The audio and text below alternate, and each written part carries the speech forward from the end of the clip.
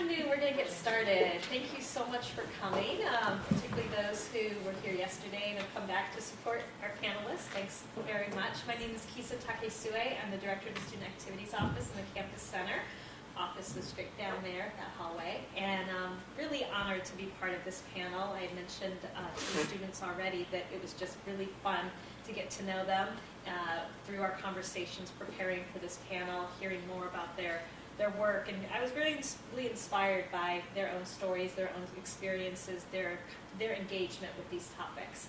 And I was also really admiring of the way they interacted with each other, listened to one another, came up with the title, and I think you also will really enjoy hearing more about their work and the ways in which they thought their work kind of interacted with each other, interacted with the topics.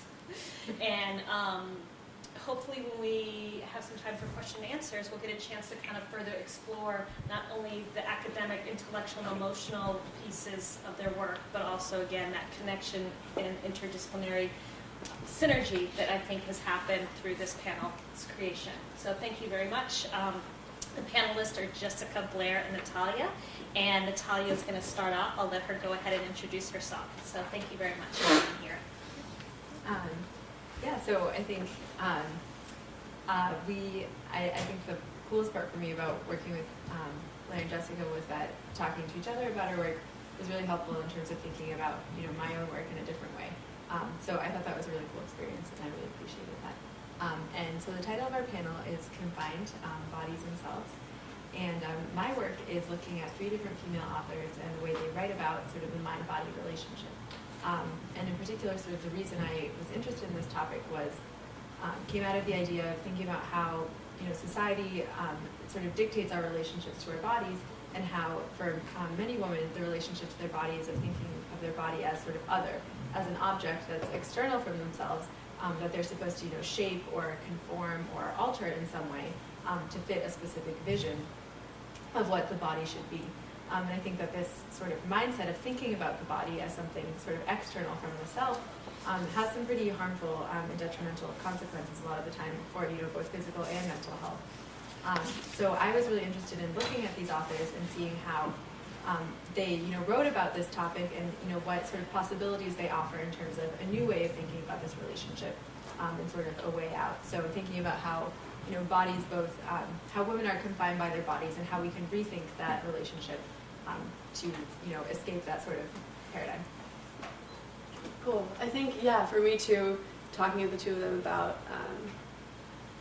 the theme of our panel, because we were put together under sort of a different theme. We were like the otherness panel, and this other sort of idea came about just from us talking to each other, and that sort of made me really take a step back from like the research that I've been doing, which it can get so insular in like the public health scientific world, and really thinking more about my role in it and how it's changed my perceptions of the world around me has been really amazing, and like just happening still like up till now. I feel like just over the past few days I really put a lot of thought into it.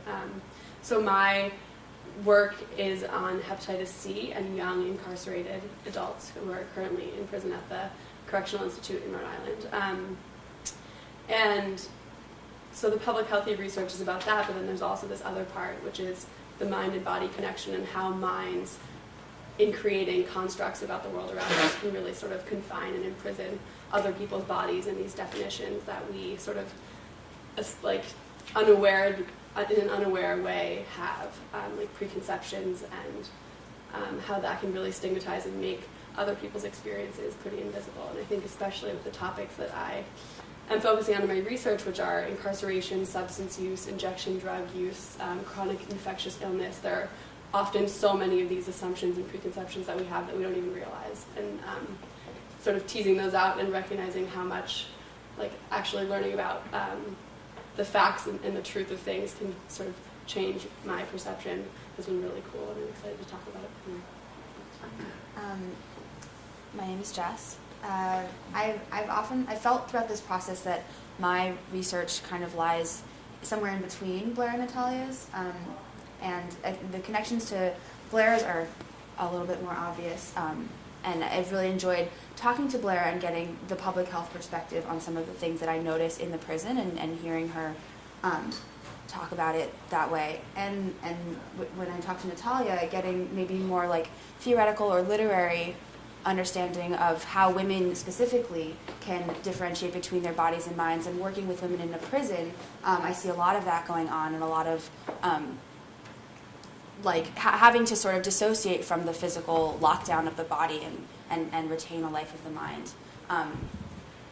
So I think the connections to the title of the panel are pretty obvious. The women I work with are literally confined. And so the workshops that I do, which are creative arts workshops, they can be improv or writing or song making or dance, I often think of the goal as being to facilitate a sort of escape from the prison for an hour and a half if possible, and encourage that life of the mind. And also throughout my presentation, I think you'll see that I went through a sort of personal journey with facilitating these workshops, and learned about my own limitations with the way that I see other people, and the way that myself might have been confined in sort of how I interact with those around me, and trying to move past those more shallow constructions. I will get started.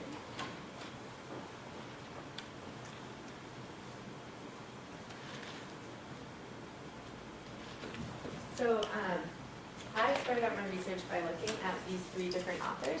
And one is Virginia Woolf, the other is Maria Luisa Lombard, who is a Chilean author, and the third is Natalia Ginsburg, who's an Italian author. And the 3 of them sort of span this 40-year period in the 20th century. And kind of what unites all 3 of them is that they all sort of write in the modernist tradition, and they also all really redefine what it meant to be a female author in each of their respective countries, which for me was pretty powerful and significant, and is really what drew me to the 3 of them. So what I mean by their work in the modernist tradition is that they really work on writing the mind, which was something that really worked well for what I wanted to investigate, because what they do is that they really work on writing some of the interior thoughts of their characters. So there's this way in which they're writing the interior monologue, what's going on inside their characters' heads, as opposed to what you can see from the outside. So in trying to find out more about this relationship between mind and body, it was really a great way to see that, very literally in how their characters are thinking and in how they're thinking about their bodies. And what I found sort of in looking at the 3 of them was centrally was kind of the idea that the body, the body that we think of as this physical object, this defined physical object, in all 3 of these works, there's a way in which that body has to be redefined.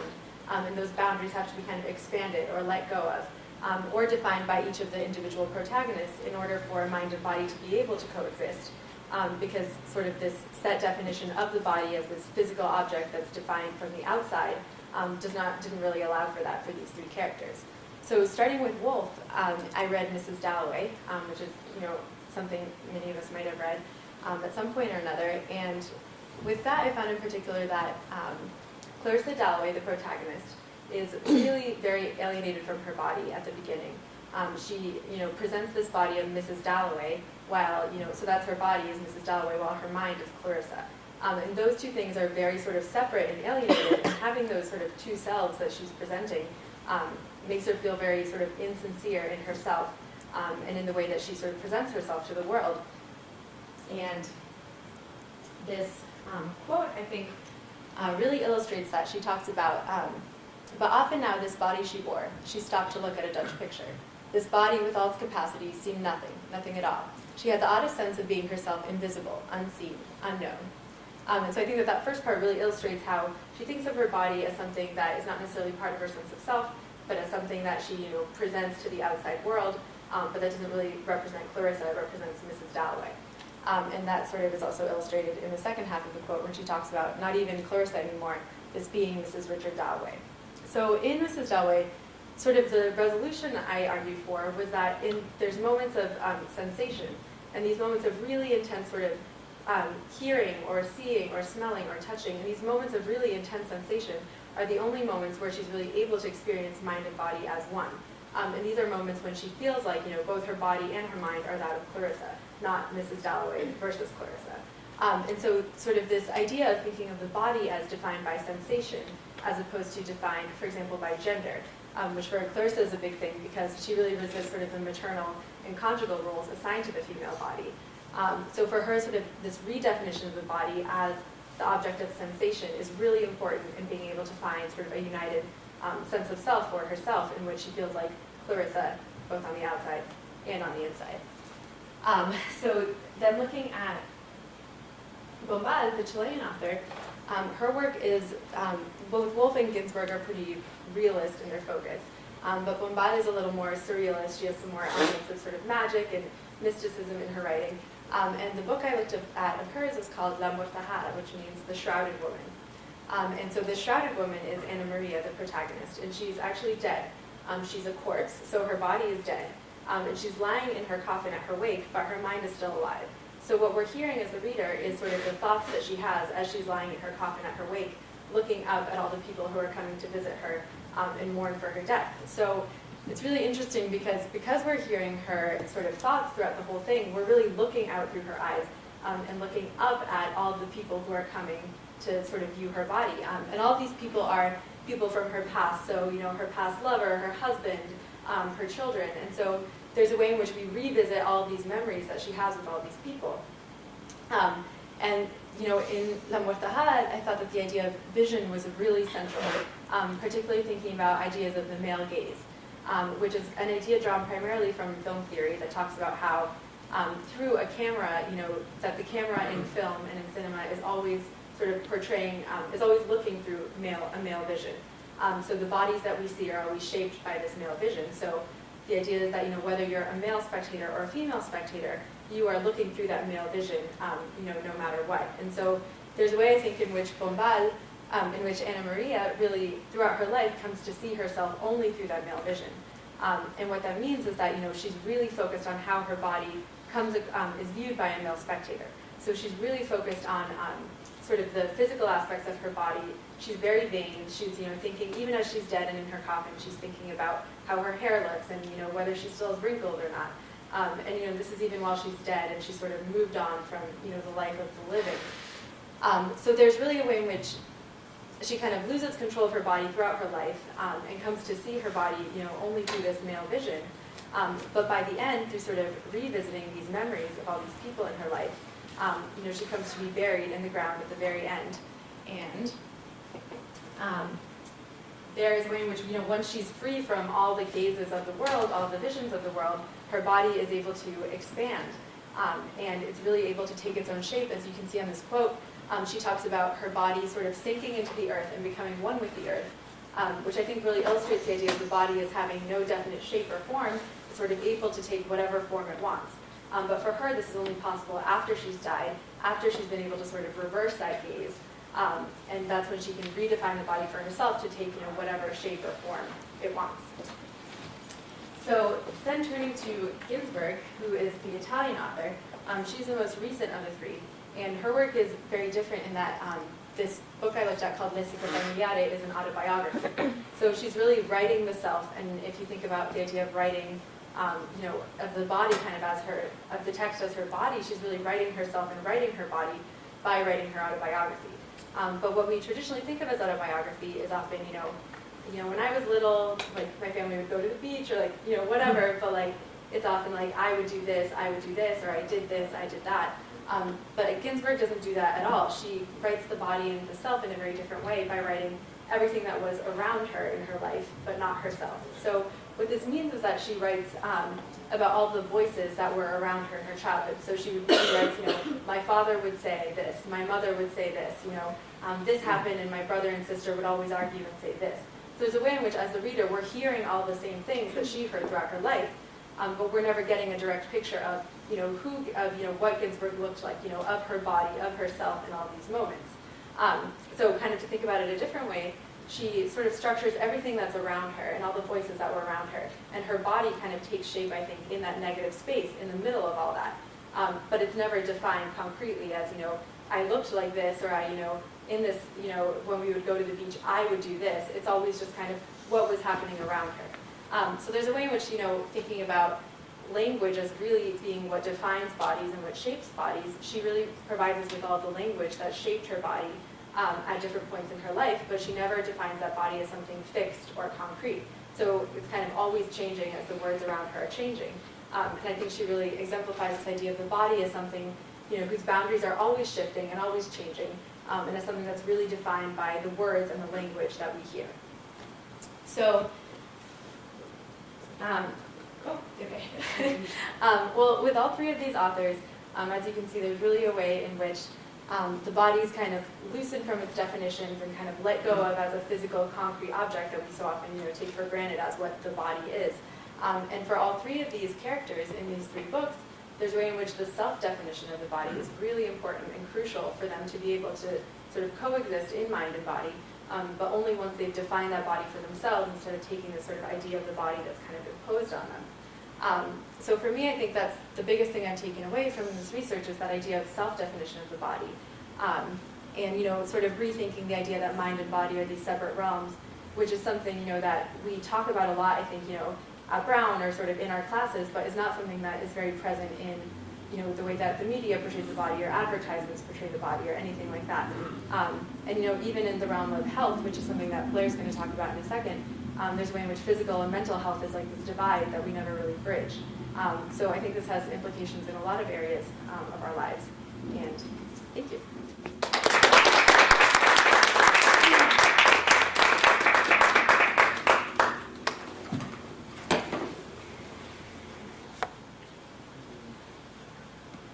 Okay.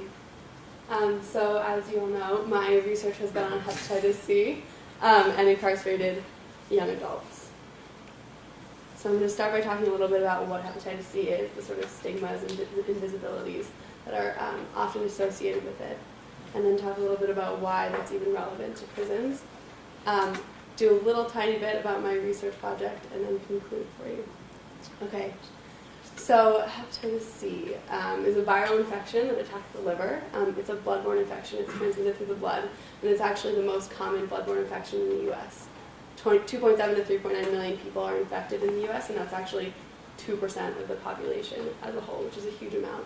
And actually 5 times the number of people are infected with HCV as are HIV. And I was really surprised when I found this out, that in 2006, the deaths from hepatitis C surpassed those of HIV. And that's a trend that's definitely going to be increasing.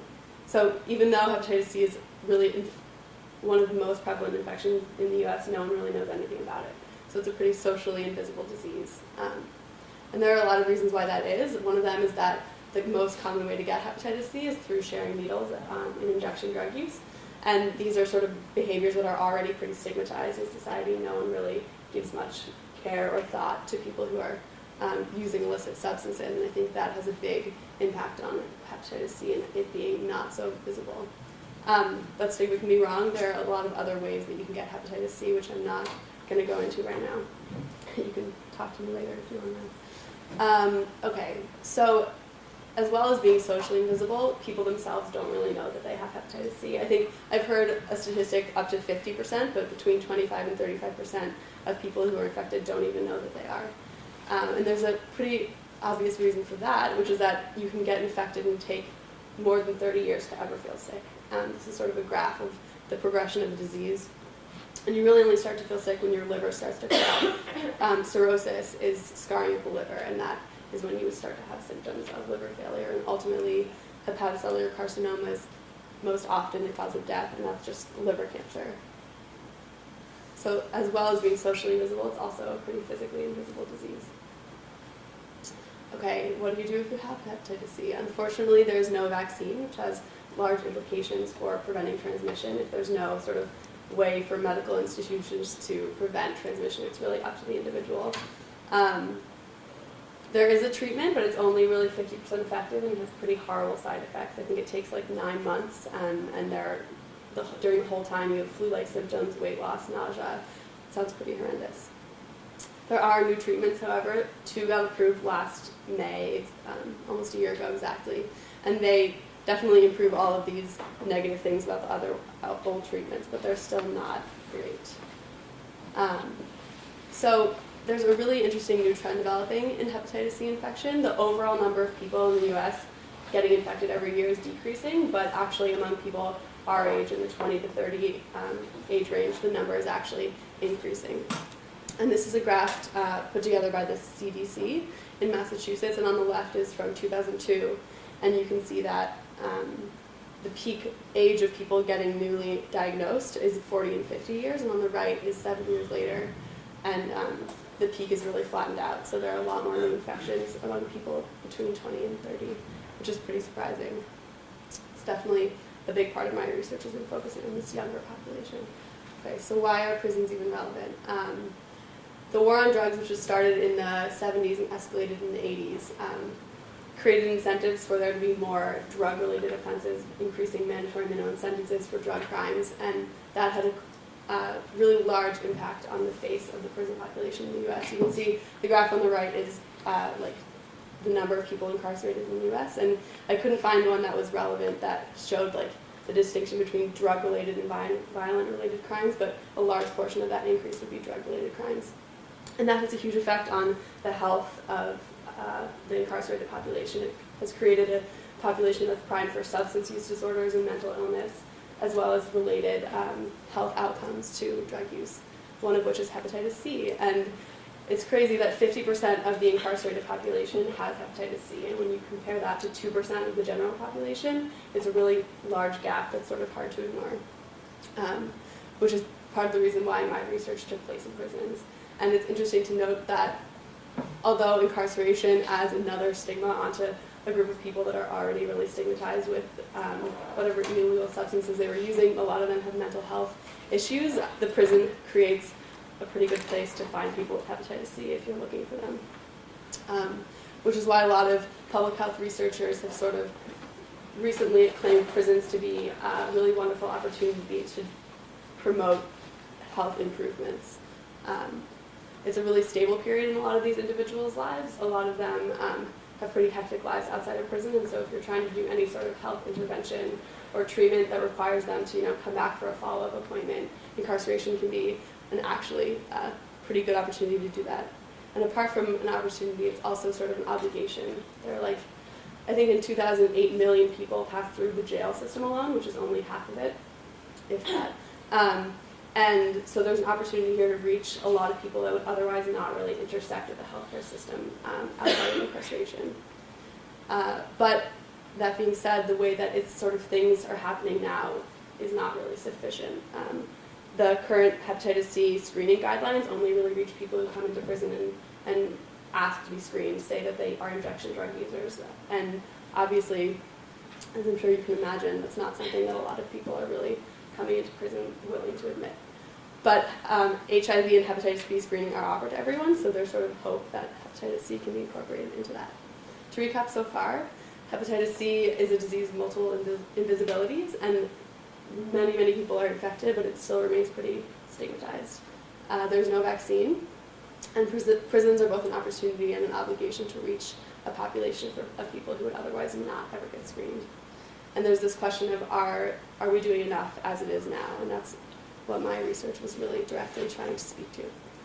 So the project was to determine the rate of hepatitis C infection among young adults who use substances at the Rhode Island Department of Corrections, and to sort of get a little background information from them, how much they know about hepatitis C, if they'd ever been screened before, and more about their drug use history. So this is the flow chart of my study, which I'm not going to go into. We had a really high rate of people agreeing to participate, which was, I think it was like 96-98%, and that just sort of speaks to me about how important it is for people to be informed about their health and know sort of the status of various things about their health. Okay, so to summarize my results quickly for you, the mean age was 24. We had a high rate of injection drug use among the people that we talked to, 58%. And among those, 58% of them, sorry, I got ahead of myself, told us that they had shared needles before, which is the easiest way to get hepatitis C. It's a pretty high rate of sharing needles. And among everyone, 64% of them believe themselves to be at risk for hepatitis C after sort of learning a little bit more about it. And actually 25% of the people we screened had hepatitis C, which I'll put in context for you on the next slide. And despite that, only 39% of them had ever been screened before, which was pretty low, considering they all had some sort of risk behavior. So to compare this to previous studies done at the same prison among the same group of people in Rhode Island, a study was done by Brown researchers in 98 to 2000, and they found among the same population, this is only men, young males who use some sort of drugs they found the prevalence of hepatitis C to be 12.5%, and we actually found it to be 18% when divided by male and female. And that's like a 44% increase, and that definitely fits with the trends that are being seen in the Northeast, like the one I told you guys about in Massachusetts. So that was pretty cool to see that, like, maybe this is something that extends beyond Massachusetts, but also a little scary, I think. Okay, so to conclude. So I'm going to first conclude about my project and then sort of take it a little theories in action broader for you. So there's increasing hepatitis C infection among young adults at the Rhode Island Department of Corrections and in the Northeast in general. And despite having a lot of risk factors, only a minority of these people are being screened. And so there's a need for screening and education to prevent the transmission of hepatitis C. And there's this sort of idea that correctional institutions can present an opportunity to screen people who are at high risk for hepatitis C and have no other access. Okay, so now on to my other conclusions. I think for me, through this research, and hopefully for some of you through this presentation, the sort of connotations and preconceptions about prisoners and injection drug users and what it means to be hepatitis C positive were sort of demystified for you. I think a really big part of this for me has been to break the cycle of misinformation, stigma, and invisibility that surround all of these sort of sensitive issues that my research is focused on. And I think the easiest way to do that is through like truthful and honest education. Unfortunately, I think like firsthand experience and hearing from people who are experiencing it themselves, apart from like not me as like a secondary sort of messenger, is best. But I think it's as good as we can do. And I think my experience with this was really interesting. I remember the first time going into the prison, I was shadowing a physician who was doing, working in the clinic, and in the middle of my day being there, I remember realizing like, wow, I was so surprised that I could actually like relate to these people and sort of recognize the extreme humanness of them and sort of relate to them as just humans and forget that we were in a prison. And then I remember feeling like I was like a monster for having had these sort of preconceptions about inmates not being human and being like scary and people who I would automatically sort of like distance myself from. And I think that realization just speaks to like what this whole project has been for me and what hopefully some of you have gotten from this presentation. Sort of the goal being to, like, as I said in the introduction, recognize like how strongly our minds can like confine the experiences and bodies of other people, and how learning truth about them and about their experience can really just like immediately, instantaneously shatter that, which has been pretty cool for me. So these are some of my references, acknowledgements, and I'm finished. No one fainted. Is that the Rhode Island prison, Blair? No. Oh, okay. No, it's not. I mean, not part of it that I've been to. Yeah, probably think. Cool picture.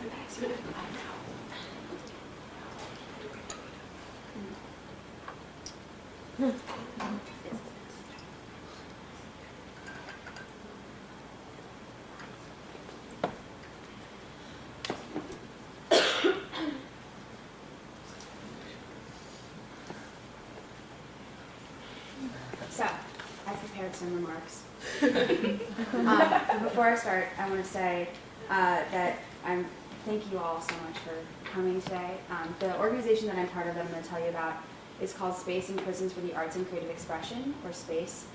We run creative arts workshops in the prison in Rhode Island, and we had a fundraiser last night that we were cleaning up until about 3 in the morning, and there's a lot of people who were there cleaning up with me who are here now, and that means a lot. So I'm going to try to make this interesting for you. I have a couple questions that I'm going to ask. Just take a minute to reflect on them. Don't make any sort of physical response. Do you know anyone who's been to prison? Has anyone in your family served a prison sentence? Have you ever been incarcerated? So the average American has a 1 in 33 chance of answering yes to that last question. If you're the average young Black American male, there's a 1 in 10 chance that you've been to prison. Worse, if you're a Black male child born today, the likelihood that you'll go to prison in your lifetime drops to 1 in 3. Until 3 years ago, I answered no to all those questions, and I didn't really know or care about how many Americans were behind bars. Now, when I talk to inmates at the prison in Rhode Island, those statistics aren't really part of the conversation. More likely, we'll discuss a Maya Angelou poem and write a reflection on the theme of being caged. A line that I think is really meaningful in the poem might not resonate for anyone else, or a woman might interpret the piece in a way I've never imagined. I leave feeling happy about spending time with people I wouldn't have met otherwise, and enriched by a new perspective on that text and on my life. I applied to Space when I was a sophomore. I explained we do creative arts workshops at the prison. There are about 20 members at a time, usually divided between men and women. It was started about 20 years ago by a group of brown women who wanted to do arts workshops in Rhode Island prisons, and since then we've expanded in a lot of ways. We have the zine, which we publish every year, which is full of work from inmates in our workshops. This is the cover from this year. We have the fundraiser that I just told you about, and to raise money for our workshops, and also so that we can publish that, and that is going to be published next week, and it looks beautiful.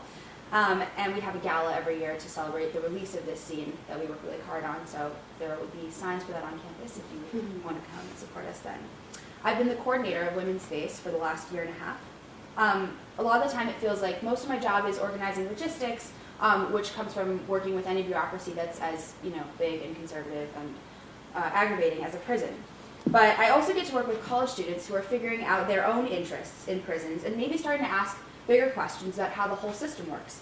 So we get to have group conversations to sort of reflect on why people want to do arts workshops in prisons instead of in kindergartens, which is also available at Brown, and what we get out of the work compared to what the people in our workshops get out of it, which are very different often. When I originally decided to apply, most of the things I knew about prisons came from family visits to sort of Alcatraz and prison tourism sites. And I could kind of imagine what it might be like to be locked in a building for years at a time. And I thought, maybe some creative writing or improv would alleviate that somehow, even if only for an hour a week. I also thought it might be interesting to meet people whose experiences were completely different from mine. A little bit about me. I grew up on the Upper West Side of Manhattan. My childhood was very comfortable. I went to small private schools. It was really a very protected environment, and I did really well there. And it's taken me 4 years to figure out how small and unusual that enclave was. And I think when I applied to Space, I was looking to talk to people whose experiences were really different from mine and from what I knew. So, when I go to the prison, I have to go through 4 steel doors to reach a classroom. I have to give my driver's license to a woman behind a desk and go through a metal detector and take my shoes off. One time I forgot to wear a sports bra. I have to wear a sports bra every week, and my underwire beeped. Noonie was there. The security guard looked at us basically and said, "You have to take that off or you have to go home." And I can't just, anyway. In order for the women to come to my workshop, they have to tell someone on the floor that they live on that they're coming down and wait quietly in line. The guards take them through all the different doors, and what I've noticed is that they really keep their faces kind of expressionless and blank to sort of not attract any attention or do anything that would make a guard call them out for any reason.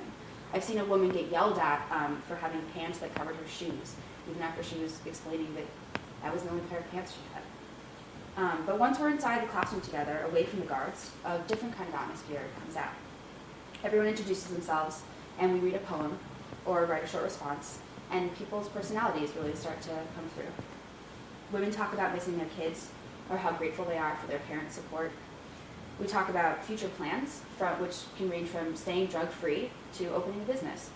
We share a lot of experiences, what it's like to be disrespected by a lover, what it's like to fall short of expectations other people have for you, what it's like to be disappointed, frustrated, or lonely. The women that I meet, who have supposedly violated our laws so harmfully that we have to lock them up, who are so dangerous that we kick them out of our society, and we put them somewhere we don't have to think about them, they're not that different from other people I know, which is, I think, part of what Blair was getting at in her presentation. I can't identify with every story that I hear, but I do have an opportunity to reflect. And I try to empathize, just as they empathize with my stories about breakups or fighting with my mom. And somehow, despite the miles of power dynamics that separate us, we start to build a community. A few weeks ago, a police officer came to my house to follow up on a stolen property report. When he came in, we were having a dinner party, and one of my guests was underage and drinking a beer. Because we're Brown students, the police officer was here to help us and not be suspicious of us, and nothing came of it. And it didn't even occur to us that we were breaking the law until he left. I can laugh at the random twist of fate that put me here, but the more I learn about who goes to prison and how old they are, for what crimes, and what the color of their skin usually looks like, the more I realize I want to do something about it. One of my favorite nerdy feelings comes from noticing how different classes I'm taking intersect. This semester, I've been thinking a lot about what happens when we look at each other. What do we see? How much do we know about anyone else's life, or how they got to be here today? What violence do we do to each other when we look and only see stereotypes instead of complex people? After I started volunteering with Space, a lot of things started to change for me. Leaving the prison every week, walking out of those big steel doors, can do a lot to put midterms in perspective. But it's more than that. One week in a workshop, all 3 women participants said that they had been sexually abused as children, had been through drug addiction, and had sold their bodies for money. All 3 of them. When I heard that, part of me felt very distant because I've never had to go through any of those kinds of experiences. And part of me felt intimately connected to them, as a fellow person trying to empathize with something awful that has happened to someone else. The women that were in my workshop that day aren't victims of sex abuse, or prostitutes, or drug addicts. They're people who've been through some really tough shit. And the idea that, more than that, the idea that you can take 3 random women in a prison, 3 random women, and put them in a room, and they've all shared all 3 of those horrible things, that's crazy, and really tells me something about the population of people that we're talking about here when we talk about criminals. The hardest part about moments like that is wondering what I'm supposed to do. As a Brown student, I have a lot to learn from the women in my workshops, but it's not always clear what they learn from me. Roberta Richmond is the director of the Rehabilitative Services Division of the ACI. She once told me that Brown students get more out of space than inmates do. An hour a week of an arts workshop is not going to change whatever the circumstances were that put you in prison in the first place, or helped you get there. And when the problems I hear about are completely beyond my scope of reference, it starts to look like a fine line between volunteering and voyeurism. Through classroom learning, I've come to believe pretty strongly that going to prison in America is not as much a matter of personal choice as it is a function of where you were born and what obstacles you face. National trends reflect that conclusion. A couple stats. America has the highest concentration of prisoners per capita of any country in the world. A third of people who live behind bars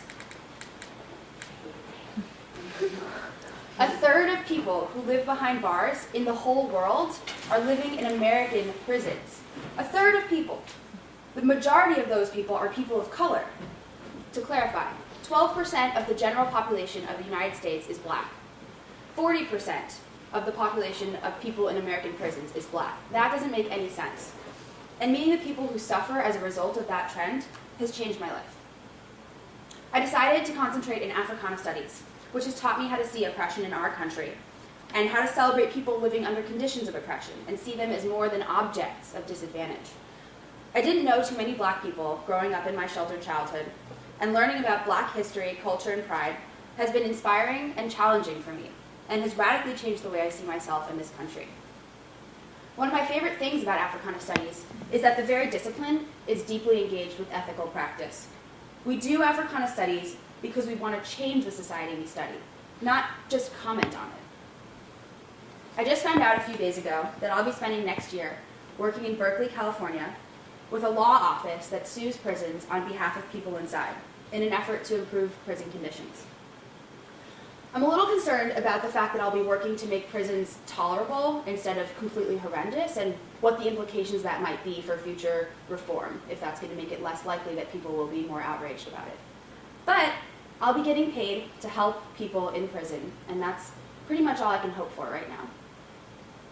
The thing about Africana studies and learning about prisons is that it gets under your skin. And it's not about abstract words like oppression, which I know I just used. It's about the statistics that I mentioned at the beginning of this talk, and the people behind the statistics, and maybe even just knowing a couple of the people who make up those numbers, and how that inspires me to really want to do something about it. Sometimes, the fact that I feel this so strongly makes it tough to relate to my friends who don't see things the same way I do, or don't care as much as I do about creating a more just society. But I also need those people around me to remind me that not every day has to be an uphill battle against everything that's horrible in America, as long as most days are.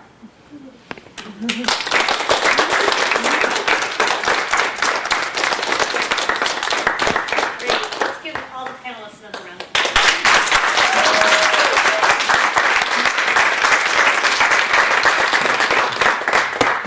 So we have some time to have some conversation, comments, questions, and I wanted to start off with having a chance to ask Natalia and Blair a little bit more about kind of a story of how you got engaged with your topic.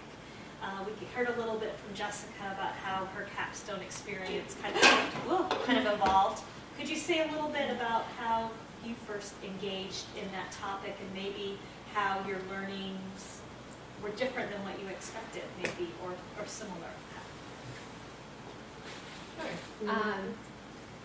Yeah, I think that, as I mentioned sort of at the very beginning, I was interested in exploring this idea of, mind and body, which sounds really abstract, I think, and I think a lot of the work I did felt very, removed from the very reasons I started being interested in it, but I think, I started being sort of interested in this idea, I think just from, growing up, saw a lot of people, and had a lot of people close to me who really struggled with sort of physical health in terms of their bodies, a lot of eating disorders and a lot of issues around body image that I think really sort of made this something that I thought about a lot.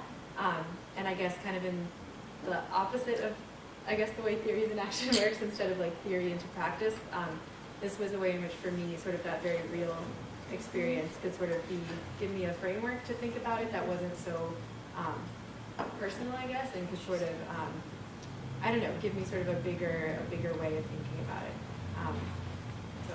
Thank you. I don't really know. I think it was sort of like a little bit serendipitous. I knew that I wanted to get involved in prisoner health research, and there's a wonderful center at Brown that sort of coordinates all of the research going on, and they have a lot of medical school physicians involved, and I just sort of got a couple interviews with a couple of them, and this one woman who was doing this project, I think I connected with her a little more immediately, and then once I started learning about hepatitis C, and as Jess said, the more you learn about the prison system, the harder it is to sort of stop learning about it and working at it. And then I think also, since starting this, I've sort of taken the opportunity to write every paper I've been assigned about hepatitis C at Brown in 4 different classes, and I took a wonderful seminar on the social context of disease last fall with Professor Deborah Weinstein, and we had to write an assignment about a disease and write about it, about the knowledge channels that surround it, so from different perspectives, like patient versus scientific versus mass media and cultural general population, and I wrote that one about hepatitis C, which really sort of was the reason why I wanted to apply to theories in action, just because it really was the best chance that I had to bridge the science and the theory behind disease and conceptions of disease.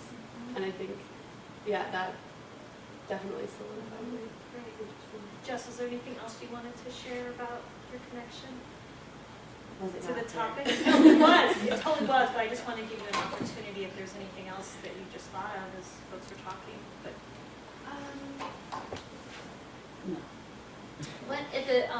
Blair, you mentioned the whole issue of interdisciplinary work and thinking, and clearly I think that's so much part of what makes theories in action so interesting, is this kind of idea of bringing these 3 folks together. If you just kind of ask them about their meaningful capstone experiences intellectually and personally, you wouldn't necessarily naturally put them together. I don't know if there's a way you can talk about, if you had more time at Brown, what kinds of ways, what interdisciplinary ways might you want to continue to explore this topic, or are there ways in which you could see yourself, your wings spreading, your going in other directions? Just me. No. Well, I do have more time at Brown, actually. I have a semester left, so the pressure's on. But I don't know. I think I'm really interested to sort of get outside of the public health bubble, because I went to a conference in Atlanta that was only about correctional health, and all of the doctors there knew each other, and it was like clearly a circle that had been doing the same research in different prisons over and over again for years and years. And while they had amazing victories, I just don't think that that is everything. I think I really don't know how I'm going to continue. I love studying infectious disease from a biological perspective, and I really would love to continue to study like the experience of disease as a cultural phenomenon. And I think I've taken all the classes that will allow me to do that. I think in response to that, I think of myself as kind of like a concerned citizen on this topic, and I wouldn't mind having a little bit more of like a professional background, to know more about public health or something like that. And I know that Brown has a lot of great classes on like how race and health and medicine and genetics all intersect, and like what the injustices are that happen in that area. And I think that would be really interesting to me to learn, like, because the sense that I've gotten from close friends who do that kind of work is that medicine kind of reinforces the way that we see race, and then allows us to categorize people or use race as an explanation for inequalities that it doesn't actually explain, and then reinforce that idea. So I think I would be curious to learn more about that if I had more time. I think for me what this project has sort of led me to understand is how I think for most of my time at Brown, sort of studying comp lit was very sort of isolated in that literature was kind of its own field, and it was hard to see sort of the potentially real world or sort of more concrete implications of that, and kind of like that so what question I think at times got lost for me, and would come back and then maybe would get lost again. So I think that I think it would be awesome to do something at Brown in terms of sort of bridging that gap, and maybe thinking about the ways that I guess I've learned through this, I guess, that I look to books for answers and for new ways of thinking about things, and sort of making that something that is more talked about or discussed, or sort of that translates into real action. Well, it seems like too would be so cool. I don't know if you had the experience to do this, but thinking about in the space program, what it would be like for you to have a text where you get to interact with folks and bring hold off a little bit of the hardcore critical theory or conflict, but the different perspectives and ways in which if those books were shared with this population, what would come up for them, and affirming or different from the kind of conclusions that you brought up. That could be really cool too. Yeah. Great. What kinds of comments or questions do folks have? Yes.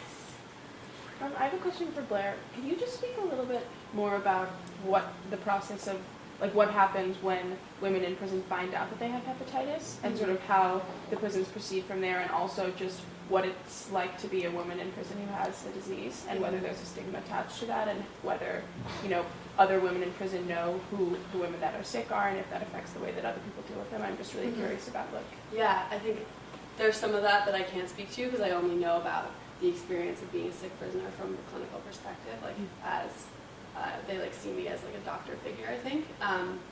But a little bit one of the reasons why the prisons have been so hesitant to adopt hepatitis C screening is that they can't really afford, nor do most of the women spend enough time there to get treated, because it takes 9 months to get treated, and most of the women are in and out with the drug-related crimes. But a little bit about what would happen, they would definitely get post-test counseling, and the project I'm working with actually hooks them up to care outside into the community if they are leaving anytime soon. The men's facility has done a lot with like treating, you know, people who are there for life. Like a lot of the Brown researchers have fought to get them treated for hepatitis C, which has been a pretty big victory. And I think that there definitely seems to be knowledge about like who is sick, or like a lot of women who we've talked to have sort of been like, oh, have you talked to my friend? I know that she, you know, either like is an injection drug user, or like I know she's like not feeling well, stuff like that. So it does. I mean, yeah, there's sort of like no one can really hide any secrets, it seems to me. Does that answer your question?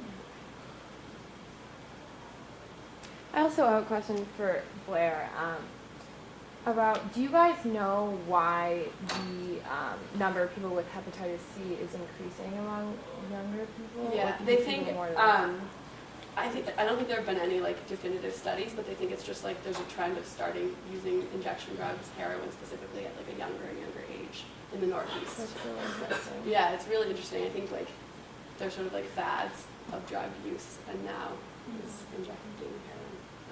It's really scary. I have a question for Jess. So you really eloquently presented sort of these massive injustices that are happening right now, sort of surrounding the U.S. prison industrial complex. And we had I felt like a very productive conversation here and kind of review down. So I was wondering, do you feel like you've had an analog of the conversation we just had with women in your workshops? If you have, what was the response? And do you think, I guess in a broader sense, should arts be politicized?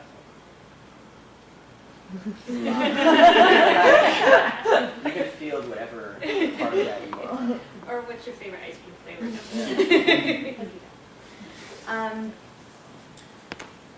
So it's really difficult because this stuff is so important to me, and then if I go to a workshop every week and I want to share it with people in the workshop, there's a really fine line between doing that and saying to people, these are the horrible things that are happening to you in our society, and you're in prison so you can't do anything about it, and that feels really unproductive.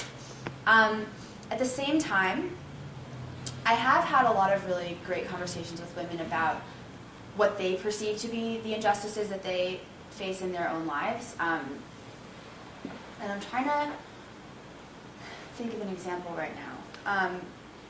I think that I've heard them talk about how difficult it is to get access to sort of legal services in the prison, or to medical services, trying to see a psychologist, and the line is too long, or you can't get a scheduled appointment. So it'll be things that they face on a more day-to-day level.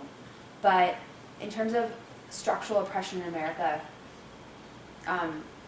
no, I think it's a bit of an ivory tower thing to talk about in that context, and I don't know what would happen if I brought in, say, an Angela Davis text to the prison and tried to introduce that, and I'm sure it would go over well. I would just be nervous because at the end of the day I get to leave that room, and as I said at the end of my presentation, I get to hang out with people who aren't thinking about this stuff and who remind me that it's we need to watch a movie or have some dinner now. And right now, and they don't. So what would the effect be? But in terms of your question about whether art is politicized or should be politicized, I've said this to you before. I think that our workshops are inherently political exercise by bringing, by getting brown students into the prison to meet people, and then hopefully have some kind of experience that helps them think about who it is that we call a criminal in our society.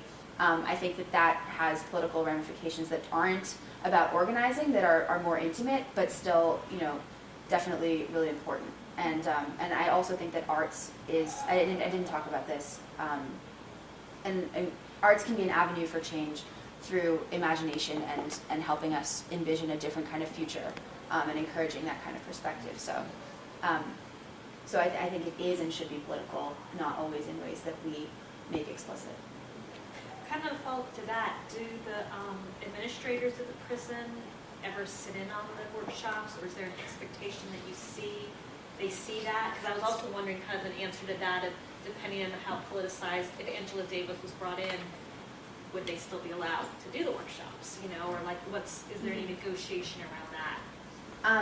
I've never experienced, we've definitely had moments where people brought in materials that the prison didn't think was appropriate, but it was usually for like reasons of like sexual lewdness.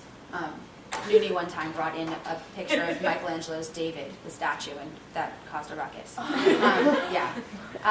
But not for a political text, ever.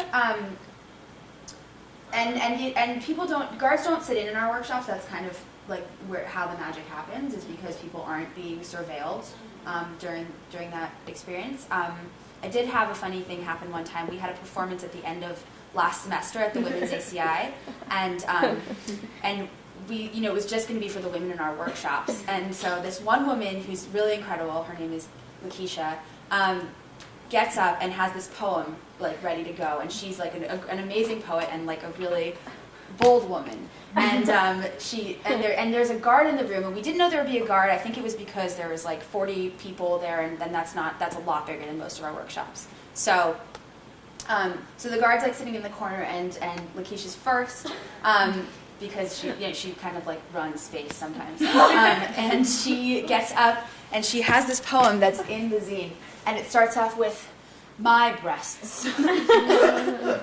"My breasts are the world," or something. And the guard like gets up and is out of there. So that's sometimes what happens when the administration comes in. And then I also wanted to tell you, kind of connect to Jess's about if you could say a little bit. I don't know anything about two of those authors you mentioned. Kind of what was their public reception? Were they seen as political at all? Were they seen as, just if you could say a little bit about their reception.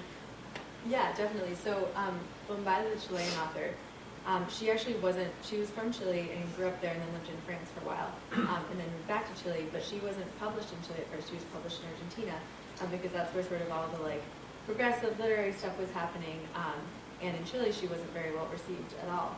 And I think she was talking about a lot of things, sort of about what happens when there's this sort of patriarchal structure of like upper middle class Chilean society and like its effects on her, and she was articulating a lot of things.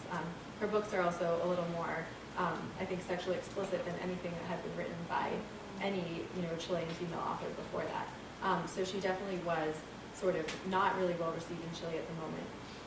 And she was a pretty like radical figure. She ended up trying to, I think, shoot her husband sort of in the middle of town, like in the middle of the day, and radical to the United States, and then went back to Chile years later. So she was definitely sort of always. There could have been a prison connection. She had to. Yeah, she did. Essentially. But yeah, so she was definitely very political. And Ginsburg was, her family was all very involved in the resistance during Mussolini. Her brothers had to escape to different parts of Europe, and she became a member of Italian Parliament and was sort of a huge advocate for a lot of. She never liked to call herself a feminist. She actually sort of rejected that idea and thought. I think there's this like great quote where she says like, "Oh, like these feminists are so annoying. Like a writer's a writer. Like they're always trying to put together these like anthologies of feminist writers, but like a writer is a writer. Like it doesn't matter." So she always kind of rejected that idea, but I think. Nevertheless, was still sort of a very central figure in terms of Italian feminism for a long time. Natalia, I was wondering, when you talked about Bombali, you talked about the idea of the male gaze. Yeah. And when you talked about Ginsburg, the idea of like the feminist tradition of rejecting the first person singular, and how she does that as well. And so I'm wondering if sort of why, or like what the source of both of those ideas are, like where exactly the idea of the male gaze. I mean, you said film theory, but just like a little more of an explanation, and why sort of that's been rejected. The I has been rejected in feminist theory, and if like those authors are they, is Bombal like critiquing the male gaze by like writing her own story, by writing about herself, and is it sort of in contradiction to be rejecting the first person singular? Does that sort of submit to the male gaze, or is there a way in which they're not sort of in contention? Yeah, Yeah, so I think I just started thinking of that very literally in terms of, I felt like it was really interesting how the reader is really looking through her eyes like very directly and just seeing things like sort of overhead as she's lying in her coffin. So I was kind of thinking about vision as a really important part of that. And so that idea of the male gaze, has been written about a lot. It was first written about by Laura Mulvey, and it's been kind of dissected and deconstructed, and all these things have been sort of talked about. And I don't think that it's, sort of a natural application to literature, but I think that this text was so much about vision and about seeing, that's why I sort of started thinking about it.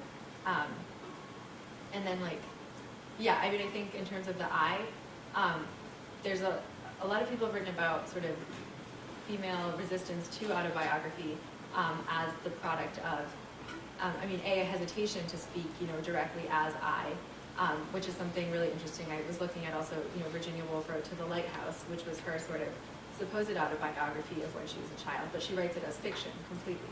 So she's never, saying this is my autobiography, but it really is her autobiography. Much in the same way that Ginsburg is writing about herself without saying I, and without writing about herself or writing about everyone else around her. And one of the books I read a lot was a book by Shoshana Feldman, and it's called What Do Women Want? And it's asking it's talking about the I as being, that women sort of have, she's basically arguing that women can't own their history and don't own their past. So that's why this sort of I can't be really, is sort of such a struggle to be used in autobiography. I think that I kind of disagree with her in that. I think that sort of finding ways to, the way that each sort of author chooses to avoid the I or go around the I for themselves is kind of a way of coming to own that past and coming to own that history. But that was an idea that really struck with me. Sort of, can women own their history and own their past? She argues that, the language, that we use doesn't even allow for women to access their history and access their past, because, it's a sort of male-dominated system of language and of writing and of thinking about history and memory. Yeah, I don't know if that answered your question, but all those ideas definitely intersect. And I think that a lot of, Bombada is actually the only one who does use the I a little bit, which is kind of interesting to think about.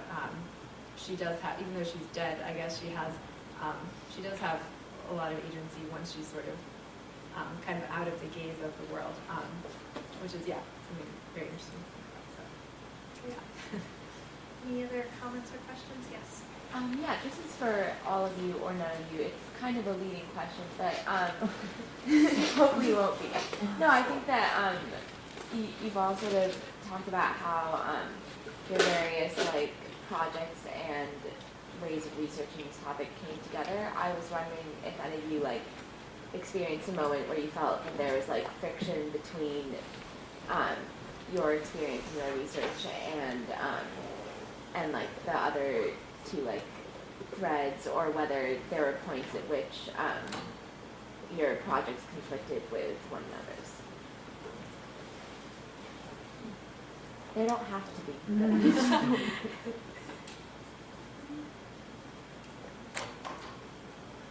Yeah, I guess we only sort of met to talk about them a couple of times, so perhaps if there would have been conflict, maybe it would have come about later, but I didn't really feel, I thought that it was really great for me to think about sort of what is that, what does, talking about body and mind really mean in a situation where that's so literal, sort of in Blair's and Jessica's experiences. So I think that was only helpful for me. But Yeah, I think, we definitely had the mindset of we got to connect these in some ways, whichever ways conflict doesn't even matter. But I think I definitely felt sometimes the odd one out, just because the two of them are dealing with similar issues of women and mind exercises and writing and more creative expression of this concept of the duality of mind and body, whereas mine is so literal, and sort of finding the space to have it be about something other than just my project, I think was really helpful. If I hadn't written the paper that wasn't my thesis about hepatitis C, I think I would have struggled a lot more to make that connection. I think that my my presentation was the most amorphous at the beginning because I'm the only one who didn't do like something to be published sort of at the end. So I really had to kind of figure out what I was going to say in conversation with Blair and Natalia, which maybe precluded any tensions, but also definitely made me feel like the odd one out because of that, that I was having to construct a narrative as I was going. But I think that working with both of you really pushed me to examine other parts of my experience. I might not have included some sort of the statistics or like real focus on how this affects people on a more national level if I hadn't been talking to you. And also, I think, Natalia, your presentation really inspired me to include things about my classes and like the intellectual way that I was grappling with what I was doing. And I think what really, now that I'm looking back on it, what really resonates for me about all three of us is the personal element, how each of us, I mean, Blair, you were in the prison doing this research, and Natalia, you said this came from your own sort of experiences, that it really was like a hands-on project for all of us in very different ways. Yeah, I mean, my observation, just even through this panel discussion, is the ways in which sort of the different themes or commonalities sort of moved around, kind of at moments in time in this conversation. It seemed like there were more connections around prison, but then at other times it was more about the concept of being confined, or at other times it was more about issues of self-definition of body, or invisibility, or awareness. So I kind of saw this kind of fluid kind of interaction of how things overlapped and intersected. There's actually a synergy award. Yeah. So you can text 210-201-2TIA. You can text confined if you want us to win. So funny. So Yeah, it feels like American Idol. I thought I was not going to not plug it. I even thought to do that. Fantastic. Any other closing comments? Great. Well, again, thank you all Yeah, so much thanks for your so much for engagement.